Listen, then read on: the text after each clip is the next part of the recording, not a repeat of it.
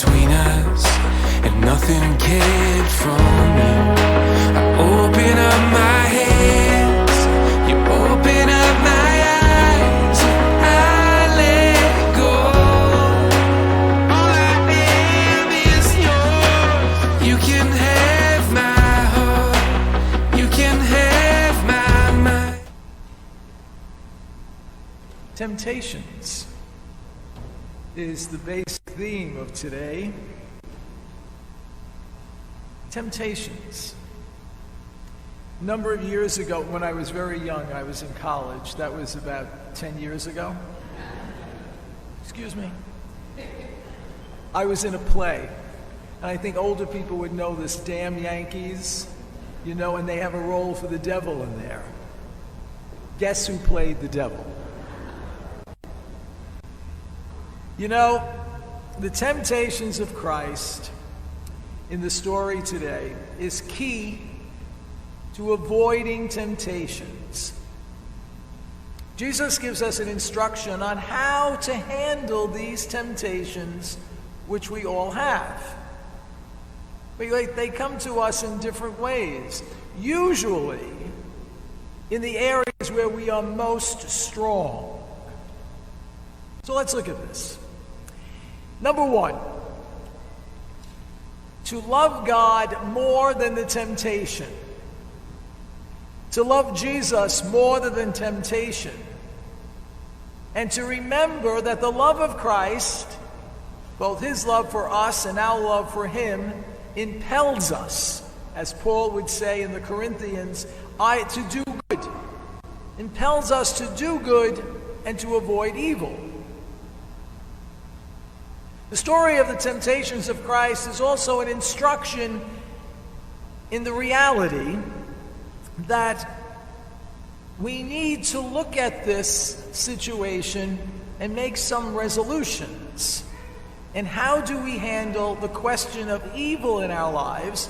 And remember, temptation is always attractive. It's not ugly.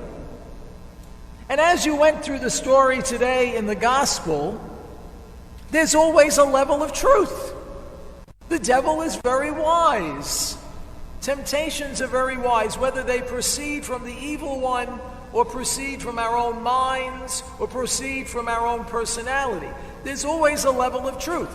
Notice the devil quotes scripture. It's correct. After all, if you are the Son of God, or if you jump, you know that you're going to be protected, right out of Psalm 91. So there's always a level of truth that's a half-truth. Keep that in mind. So let's see how this works. This is for example, a simple resolution. You have now decided that it's Lent, and you would like to go to Mass every day for Lent. You think that's a great idea. And so you begin. And then, it's March. And so now you have a day where the weather is not good. It's snowing, it's raining, it's hailing, whatever March does, Oh, this is too much, you say to yourself. I can't go out on a day like today. After all, I'll go at my lunch break. Well, lunch break comes, and now there are things on your desk, lots of things that have to be done. But it is your lunch break. And certainly you can go out. But then again, oh my God, how am I going to get the day done? And so you begin to say to yourself, don't worry. One day won't hurt you. You don't need to go today. Tomorrow will be fine. It's okay. And so begins the compromise. And so begins the compromise. Yes, this is a good resolution, but there was a little bit of an issue there. Because what was forgotten?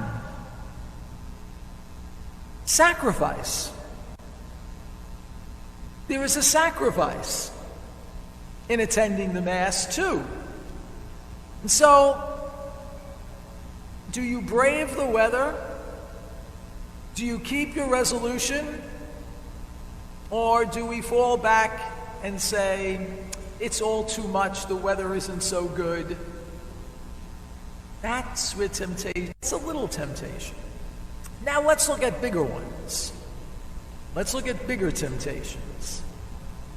The temptation to be someone you're not.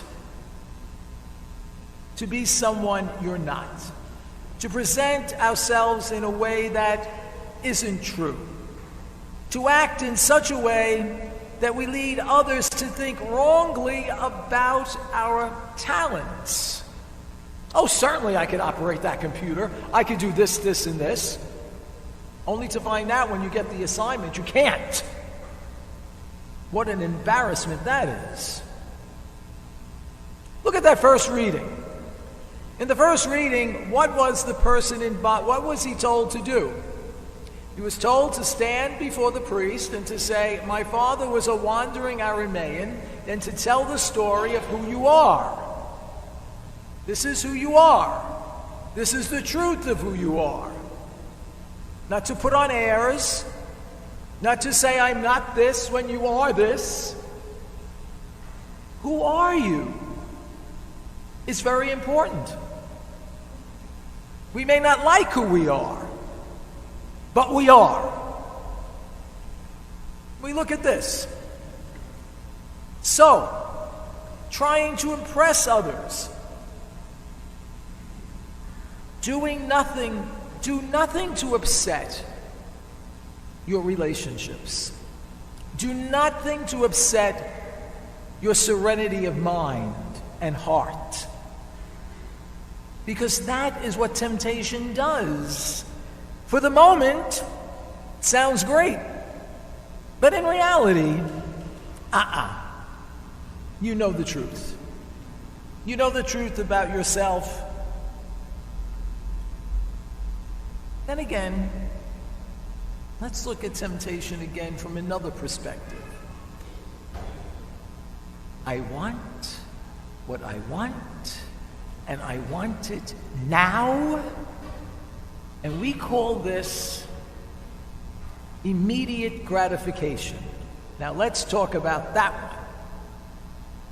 In the gospel, Jesus is hungry, so the story goes, and the devil says, well, if you're hungry, certainly you can turn these stones into bread. True. Let's talk about that. All of us go in through this, you know.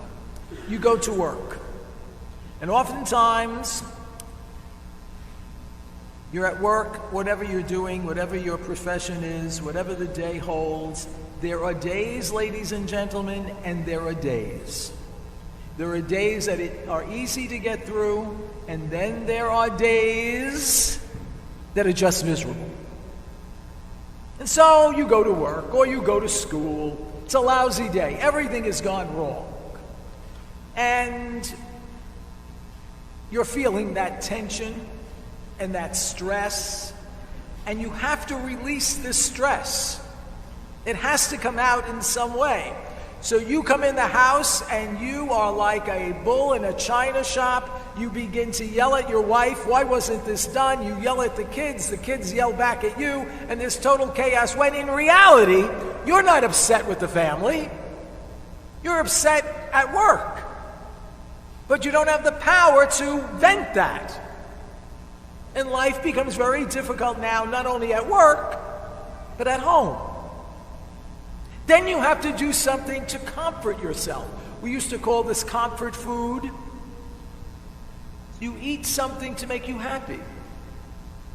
You buy something to make you happy, to fulfill a need because of this tension. You go to the computer, you turn on pornography. It's a release. It's a reward because why? Because you had a very rough day. Ladies and gentlemen, these things are real. Tensions of the day, upsetments of the day are real. How do we release this tension in a way that is much more constructive. Maybe we could say, I had a terrible day. How could I have to talk about that? But what is the temptation? I want what I want. I have to have this satisfaction now. And in the end, life isn't so easy for you, for the people around you, and you wind up disappointing yourself. In the responsorial psalm, which we just sang, "Be with me, Lord, when I am in trouble." This is a troubled situation here. What do we do? The temptation that Jesus has to look at all the kingdoms of the earth and, of course, to have them. Now, this is a real temptation, too. Even in our little worlds, our worlds of school, our worlds of work, our world in the Catholic Church, the temptation for power. Now, I'm not talking about government power. I'm not talking like you're the President of the United States or you're a big shot. I'm talking about power and authority in our small worlds. How many people, to get a promotion at work, compromise their integrity? How many people periodically want to join that in their minds, okay? I want to be part of that group. This group seems to be the in-charge group. This seems to be the in group. I want to be part of that group. And you begin to even change the way you act. And even your spouse or a good friend says to you, but this is not who you are. After all, you have to make the good impression.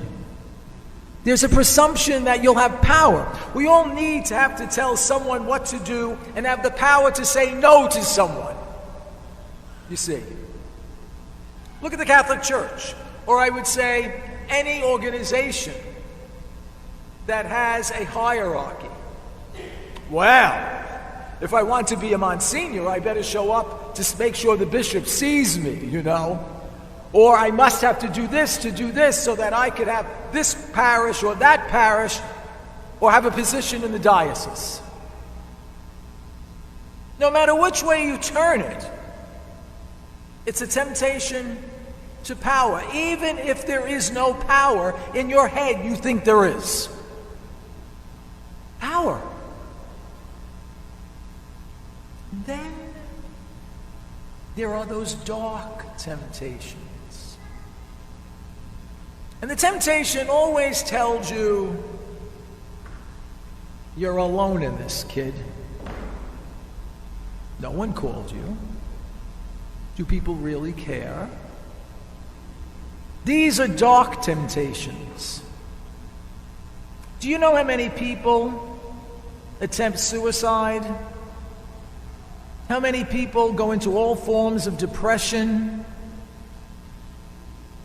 You and I both know that usually where there is one problem, it seems to hit us all at once. It's like torrential rains. It's not one problem you can handle, it's like everything. And some people go into a tailspin. They're tempted to see themselves as alone, that there isn't any help. If I talk about this, people will think ill of me. And they feel dark. Oh my, that is a very dangerous place. Because one of the things in temptation, ladies and gentlemen, is that you are not alone. Be with me, Lord, when I am in trouble. One of those issues is there's no way out of this. I can't find a way that is more constructive. I have to have something to satisfy me now. What can help me? And we feel, for that moment, we forget who we are, what we're about, what is really important to us. That is very dangerous, you see. And it's in those moments that we have to remember this story. In the story, Christ conquers these temptations to bring us back to who we are, to integrity. So look at the workplace, the community, look at the parish church. Temptation affects all of us. In the very end of today's gospel, did you hear that last line? When the devil had finished every temptation, he departed from Jesus for a time. And so, when you look at the life of Jesus, how was he to be the Messiah? How was he to accomplish these things? This is not all written out. He has to discern this. So, in the prayer life of Jesus, in the times when he could have done spectacular things, he doesn't. In the night before he dies, he prays in the garden. What was the temptation? Run! Get out of here! But he stays. And so as we look at these temptations are there for a purpose. In the Old Testament, the devil is not seen as evil per se, but as the tester. If you look at the parable of Job, he's the tester. Every resolution that we make needs to be tested. Every relationship, even human relationships with friends and family, is tested. So in these little tests, remember there's a way out.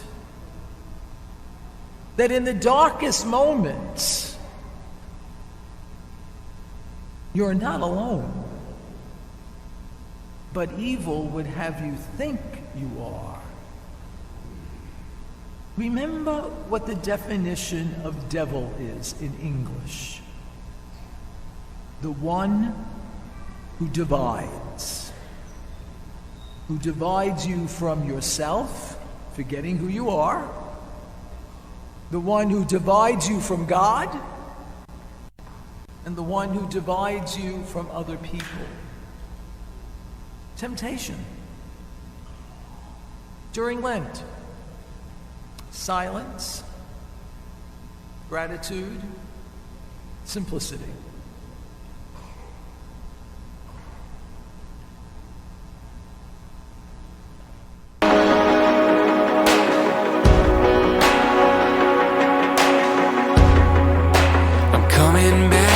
Beginning, I'm coming back to you. But there was nothing in between us, and nothing kept from you. I open up my head.